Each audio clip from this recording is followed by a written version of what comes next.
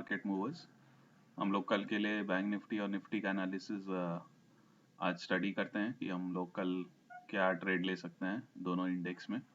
कल हमारा, अगर आपने वीडियो देखा होगा तो कल मैंने बोला था कि बैंक निफ्टी ने जो क्लोजिंग दी है उसके आसपास हम थोड़ा सा बाइंग अवॉइड करेंगे, क्योंकि ट्रेंड लाइन रेजिस्टेंस और हॉरिजॉन्टल रेजिस्टेंस के आसपास ही बैंक निफ्टी ने कल क्लोजिंग दी थी। सो अगर आप देखोगे, और उसके बाद मैंने बोला था कि टॉप पर थोड़ा सा बाइंग अवॉइड करेंगे। हाँ, अगर सेलिंग मिलती है तो हम सेलिंग ज़रूर कर सकते हैं, और अगर हमको कोई डिप मिलता है तो डिप में हम बाइंग की अपॉर्चुनिटी ढूंढेंगे। ऑल्दो मेरा ये व्यू था कि अगर बैंक निफ्टी हमको इस लेवल पर आते हुए मिलता है 37,950 के आसपास या 37,750 के आसपास, तब हम वहाँ पर बाइंग अपॉर्चुनिटी देखेंगे। बट बैंक निफ्टी वहाँ तक नहीं आया। बैंक निफ्टी हमको 38,000 के आसपास तक डिप मिला था, और उसके बाद अगर आप देखोगे तो यहाँ पर एक रेंज में रहे थे 2-3 कैंडल, और उसके बाद ब्रेकआउट दिया था, और ब्रेकआउट के बाद फिर वापस इसमें मूवमेंट ऊपर की तरफ आया था। तो जैसे ही ये पैटर्न बना था और इसमें ब्रेकआउट आया था, तभी मैंने इसमें लॉन्ग साइड की पोजीशन भी डाली थी, और अपने ग्रुप में मैंने ये बाय करने के लिए बैंक निफ्टी को डाला भी था। सो अभी हम लोग का कल का क्या एनालिसिस होना चाहिए, देखिए डेली चार्ट में देखेंगे तो डेली चार्ट में अभी भी अपसाइड ओपन है, और मुझे लगता है कि बैंक निफ्टी करीब करीब 38,980 39,000 तक का इसमें डोर ओपन दिख रहा है डेली चार्ट के हिसाब से। बट एक रिस्क ये भी है कि कंटिन्यूसली वन साइडेड मूवमेंट आ रहा है बैंक निफ्टी में, तो थोड़ा सा वो एक मतलब अलाउ नहीं कर रहा है कि हम बहुत हैवी क्वांटिटी से या हैवी साइज पोजीशन साइज से हम इसमें बैंक निफ्टी में लॉन्ग कर सकें।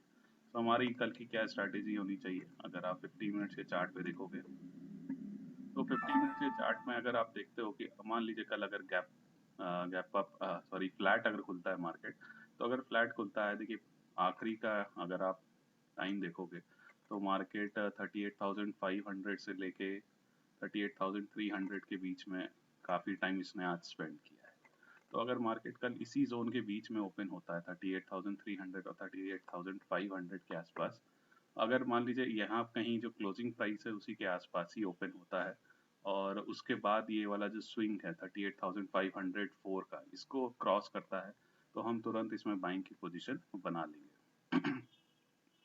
और अगर मार्केट इसके ऊपर सस्टेन करने लगता है तो प्राइस एक्शन के हिसाब से हमारा जो टारगेट इसमें निकलता है वो करीब करीब लॉन्गर टाइम फ्रेम के हिसाब से 39,000 का बनता है। अगर हम छोटे टाइम फ्रेम के हिसाब से देखेंगे तो हमारा टारगेट 38,740 750 के आसपास बनता है, और उसके बाद हमारा टारगेट 39,000 का बनता है।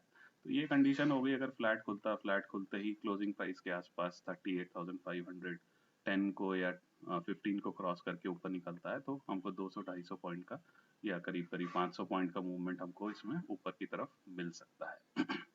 अब मान लीजिए कि यहाँ पर कहीं नीचे इस रेंज के नीचे की तरफ ओपनिंग देता है और उसके बाद ऊपर जाता है, तो हमको तुरंत फिर बाय नहीं करना होगा, हमको थोड़ा सा वेट करना पड़ेगा। ये 38,500 के आसपास कुछ टाइम स्पेंड करे, और उसके बाद जब ब्रेकआउट करता है तो वहां पर हम अपनी एंट्री बना सकते हैं। मान लीजिए कल गैप अप हो जाता है, तो गैप अप में हम थोड़ा सा वेट करेंगे, तुरंत हम बाइंग की पोजीशन नहीं बनाएंगे।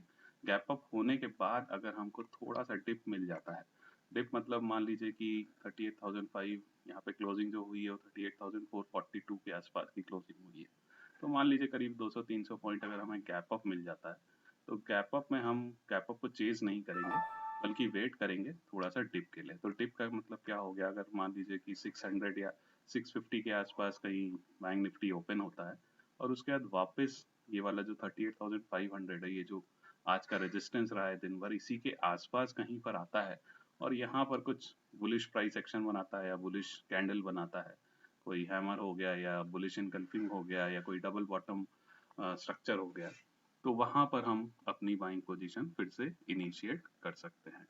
या मान लीजिए हमारी जो आज की क्लोजिंग है वो करीब करीब 38,442 के आसपास है, तो अगर बैंक निफ्टी हमको 38,442 के आसपास आज की क्लोजिंग के आसपास भी मिल जाता है, तो वहां पर भी अगर हमें कुछ कोई बुलिश प्राइस एक्शन मिलता है तो वहां पर भी हम बाइंग की पोजीशन बना सकते हैं। तो हम गैप अप को चेज नहीं करेंगे, हम गैप अप के बाद अगर कोई डिप आएगा तो वहां पर अपनी पोजीशन लॉन्ग करने की कोशिश करेंगे। फ्लैट खुलता है यहीं आसपास जहाँ पे हमारी क्लोजिंग हुई है और उसके बाद 510 15 को क्रॉस करता है तो हम तुरंत जरूर बाइंग की पोजीशन बना सकते हैं।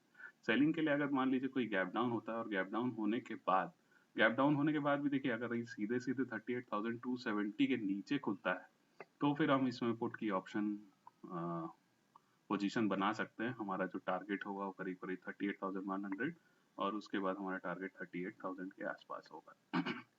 और मान लीजिए कहीं यहाँ ऊपर खुलता है और उसको क्रॉस ना करके नीचे आता है और यहाँ पे टाइम स्पेंड करके नीचे की तरफ ब्रेकआउट देता है तब हम जरूर उसमें पुट की पोजीशन बना सकते हैं, नहीं तो हम वेट ही करेंगे। क्योंकि देखिए बड़े टाइम फ्रेम पे अभी भी मोमेंटम जैसे लग रहा है कि अभी भी ऊपर की तरफ अपसाइड पेंडिंग है और हम 39,000 के आसपास अभी भी जा सकते हैं। बट थोड़ा सा हमें केयरफुली वेट एंड वॉच करना पड़ेगा, हर सिनेरियो के लिए रेडी रहना पड़ेगा, जो भी सिनेरियो हमें मिलता है उस हिसाब से ही एक्ट करना पड़ेगा। और हमारा देखिए रिस्क मैनेजमेंट सही होना चाहिए, तो आप थोड़ा सा अभी हम लोग को लॉन्ग साइड में पोजीशन साइज कम करके ही ट्रेड करना चाहिए। तो ये मेरा बैंक निफ्टी का एनालिसिस है। अभी हम लोग निफ्टी का शेयर करते हैं। तो निफ्टी में भी अगर आप देखोगे तो कल में हमारा डिस्कशन हुआ था कि निफ्टी में अगर हम क्लोजिंग प्राइस के आसपास जहां कल बैंक निफ्टी ने निफ्टी ने क्लोजिंग दी थी वहां पर हम लॉन्ग पोजीशन नहीं बनाएंगे। अगर हमको कोई डिप मिलता है तो वहीं पर हम अपनी पोजीशन बाइंग करने की बनाएंगे। तो निफ्टी में भी अगर आप देखोगे तो यहाँ पर करीब करीब बैंक निफ्टी ने 17,960 के आसपास तक डिप दिया था और उसका जैसे ही बैंक निफ्टी ने ब्रेकआउट दिया था एक 3-4 कैंडल रेंज में होने के बाद, वैसे ही बैंक निफ्टी ने भी ऊपर की तरफ हमको मूवमेंट दिया था और फिर ये ऊपर गया, फिर बाद में काफी वोलेटाइल हो गया था। तो कल का हमारा एनालिसिस क्या होना चाहिए? तो निफ्टी का भी अगर आप डेली चार्ट देखोगे तो डेली चार्ट पर भी निफ्टी में मोमेंटम अभी भी लग रहा है कि अभी ऊपर की तरफ और पेंडिंग है और इसमें मैं 18,120 और 18,200 एक्सपेक्ट कर रहा हूँ कि निफ्टी यहाँ तक जा सकता है। अभी हम अगर हम 15 मिनट्स के चार्ट के हिसाब से देखेंगे तो हमें क्या करना है निफ्टी में। अगर आप देखोगे तो लास्ट 15 मिनट्स के चार्ट के टाइम फ्रेम पे अगर आप देखो तो निफ्टी ने ऊपर 18,080 के आसपास और नीचे 18,000 के आसपास यहाँ पे काफी टाइम स्पेंड किया है। करीब करीब 1-1.5 बजे से लेके 2 घंटे तक निफ्टी जो है इसी टाइम फ्रेम में रहा था।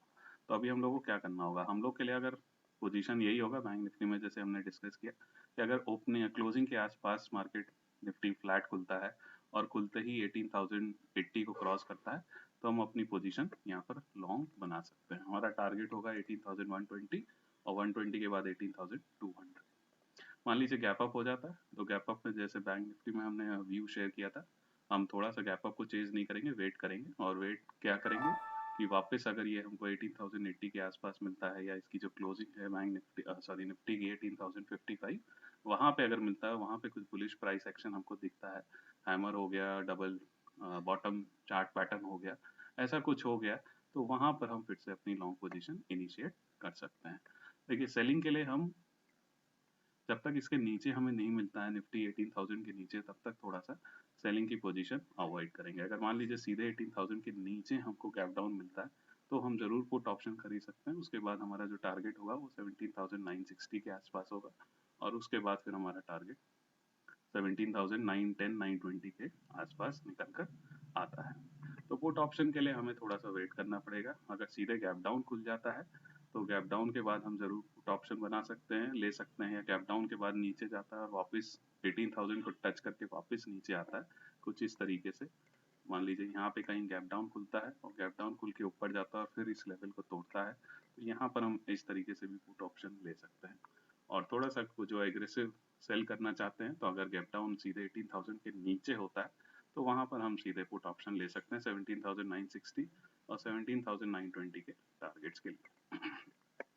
तो ये तीनों सिनेरियोज के लिए हमारी व्यू है कि फ्लैट खुलता है तो बाइंग करेंगे, गैप में हम चेज नहीं करेंगे, वेट करेंगे थोड़ा सा डिप का, और गैप डाउन होता है 18,000 के नीचे तभी हम अपनी पुट की पोजीशन बनाएंगे। तो ये मेरा व्यू है कल के लिए निफ्टी और बैंक निफ्टी के लिए। मेरा व्यू आप लोगों को पसंद आए तो please like and subscribe and share my videos to all your friends. Thank you so much.